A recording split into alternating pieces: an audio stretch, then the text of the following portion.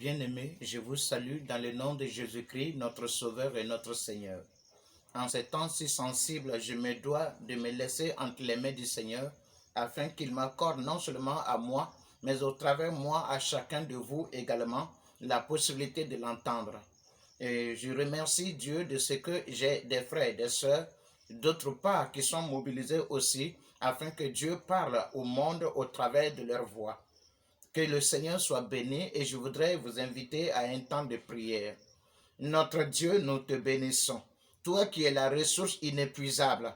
Oh mon Dieu, avec toi, nous avons toujours de l'espérance. Il y a toujours de l'espoir. Parce que quand bien même nous serons pressés jusqu'à l'extrême, nous aurons toujours la force d'être relevés. Parce que toi qui nous relèves, tu ne passes point et tu n'es jamais dépassé. Merci pour cette situation possible.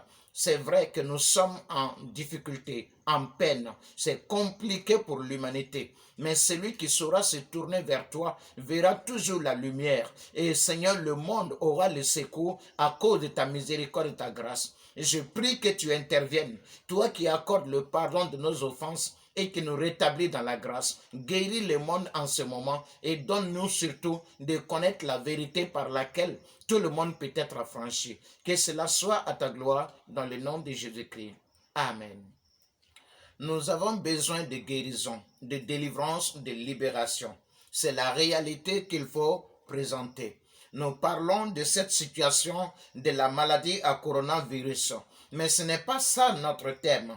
Nous profitons de cette situation qui est si difficile pour que nous soyons amenés à un réveil réel, que notre conscience marche de nouveau et que nous soyons à l'intimité de Dieu. Je vais parler aujourd'hui de la sagesse que nous devons avoir. Le Seigneur nous apprend que tout ce qui arrive n'est pas fortuit. Il y a toujours quelque chose derrière cela.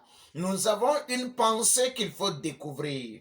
Je vais dire, au travers de cette situation, il y a une pensée de Dieu que nous devons aller chercher et découvrir. C'est pourquoi je vous invite à lire avec moi la parole du Seigneur. Dans le livre d'Apocalypse au chapitre 5, je lis ceci. Apocalypse, le chapitre 6, je m'excuse. Je lis ceci. Je regardais quand l'agneau ouvrit un des 7 sceaux et j'entendis l'un des 4 êtres vivants qui disait comme d'une voix de tonnerre, « Viens !» Je regardais et voici parut un cheval blanc. Celui qui le montait avait un arc, une couronne lui fut donnée et il partit en vainqueur et pour vaincre. Quand il ouvrit le second sceau, j'entendis le second être vivant qui disait, « Viens !» Et il sortit un autre cheval roux. Celui qui le montait reçut le pouvoir d'enlever la paix de la terre, afin que les hommes s'égorgeassent les uns les autres, et une grande armée lui fut donnée. Quand il ouvrit le troisième sceau, j'entendis le troisième être vivant qui disait, « Viens !» Je regardai, et voici, parut un cheval noir. Celui qui le montait tenait une balance dans sa main. Et j'entendis au milieu des 4 êtres vivants une voix qui disait, « Une mesure de blé pour un denier, et 3 mesures d'orge pour un denier, mais ne fais point de mal à l'huile et au vin. » Alléluia. Gloire à Dieu. Bien-aimés, voici une parole qui nous est donnée au travers de la Bible, selon le Saint-Esprit. Il présente la situation actuelle à tout point de manière très claire. Il est dit que le Seigneur Jésus-Christ a été révélé à Jean l'évangéliste, à l'apôtre Jean. Et pendant qu'il était en train de vivre cette révélation, il a décrit des scènes et des scénarios, il a décrit des réalités qui étaient assez marquantes. Et l'une des réalités est que l'agneau de Dieu, Jésus-Christ, devait ouvrir un livre scellé de 7 sceaux. C'est-à-dire que pour que ce livre soit exposé et qu'on découvre ce qu'il y a à l'intérieur, il fallait chaque fois ouvrir un sceau. Il y a une marque sur chaque page qu'il fallait enlever afin de découvrir ce qui était derrière. Personne dans le ciel non plus sur la terre, n'a été trouvé digne, n'a été trouvé capable d'ouvrir ce livre-là. Et c'est Jésus-Christ seul qui avait le pouvoir, c'est lui qui en avait la capacité, le privilège. Et il a commencé une œuvre magnifique. C'est en cela que je vais inviter chaque personne. Vous allez découvrir des mystères dans ce qui est révélé ici. Et ces mystères sont ceux qui vont expliquer la situation que nous vivons aujourd'hui. Et cette situation que nous vivons aujourd'hui doit nous ramener encore à savoir mettre à profit le mystère qui nous sera révélé. Je veux bien aimer que tu saches que l'intelligence n'est pas un simple fait d'être doué dans un domaine précis. Que quelqu'un connaisse les mathématiques, que quelqu'un soit intelligent en termes littéraires, c'est bien, c'est de l'intelligence. Mais cela ne peut l'amener qu'à être seulement intellectuel.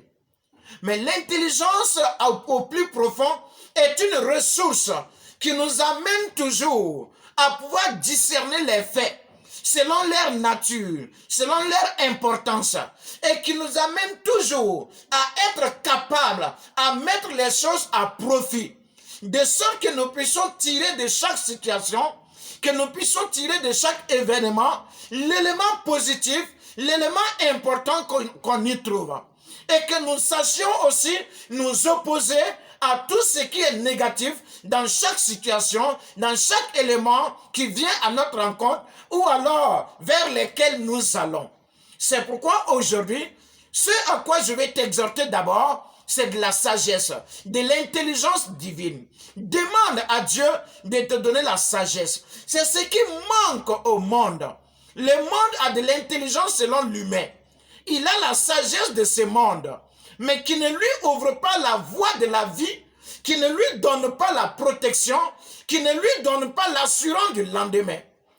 Dans Jérémie 29, verset 11, le Seigneur a dit, « Je connais les projets que j'ai formés sur vous, projets de paix et non de malheur, afin de vous donner un avenir et de l'assurance et de l'espérance. » Bien-aimé, je veux donc que tu saches que si tu as l'intelligence de Dieu, si tu as la sagesse de Dieu, cela va t'assurer toujours le lendemain et cela va t'assurer l'avenir.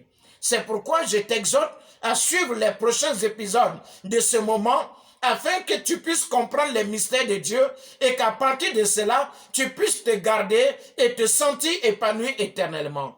Que la grâce de Dieu soit avec toi et que nous nous rencontrions très prochainement pour continuer notre thème dans le nom de Jésus.